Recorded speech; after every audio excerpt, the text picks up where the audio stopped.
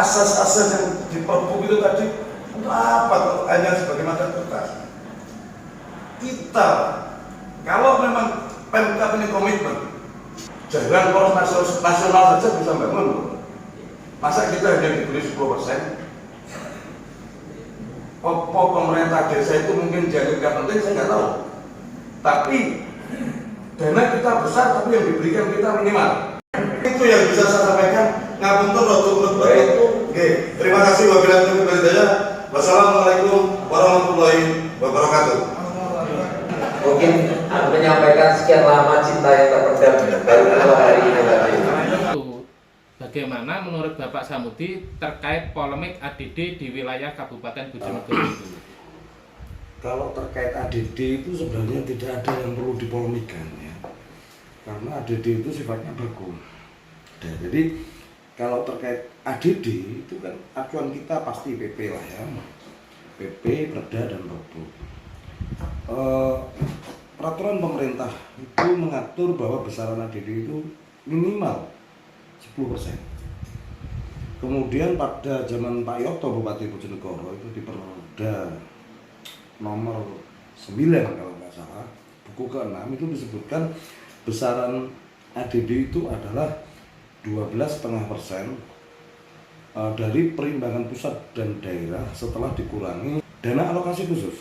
Jadi dan itu dipertegas lagi dengan Perbu 32 yang menyatakan juga sama besarannya 12,5%. Jadi kalau kemudian beberapa waktu lalu ada semacam tarik ulur, polemik akan dipangkas dan tidak dipangkas dan lain sebagainya, itu karena adanya penurunan dari perimbangan pusat ke daerah. Memang turun karena adanya dampak COVID. Tapi hal itu sebenarnya besarannya tidak akan menjadi persoalan penting bagi desa apabila Pemkab itu berkomitmen melaksanakan amanat Perda dan Perbu 12,5%. Jadi meskipun berkurang dana perimbangan dari pusat, tapi kalau prosentasenya 12,5% kan saya rasa masih cukup lumayan gitu loh. Jadi polemik terkait ADD sebenarnya saya melihatnya lebih ke arah drama. Persoalan ADD adalah persoalan kesungguhan daripada Pemkab sendiri dalam rangka mewujudkan apa yang awalnya dinyatakan bahwa pengen ngopeni, pengen ngayomi, dan pengen mensejahterakan perangkat desa.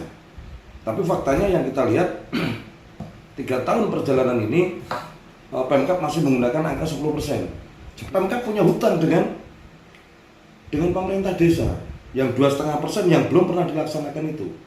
Kenapa ini saya katakan ini punya hutang? Karena seandainya Pemkab itu tidak bisa mewujudkan angka 12,5% yang diamanatkan oleh Perda dan Perbu, itu karena alasan ketidakmampuan keuangan Pemkab, itu masih masuk akal. Tapi ini menjadi aneh ketika dana APBD Bojonegoro itu melimpah, sementara amanat Perda Perbu itu tidak dilaksanakan. Ini sebenarnya kewajiban bagi Pemkab untuk melaksanakan amanat itu. Jadi nonsens saya katakan kalau misalnya Pemkab ingin mensejahterakan perangkat desa, tapi faktanya malah haknya tidak dipenuhi. Jadi bayangkan Mas, kalau jenengan misalnya upah pekerja 100.000 misalnya setiap hari, ternyata kita hanya menerima 80.000, padahal duit itu ada. Itu yang saya katakan bahwa Pemkab tidak sungguh-sungguh dalam rangka ingin mensejahterakan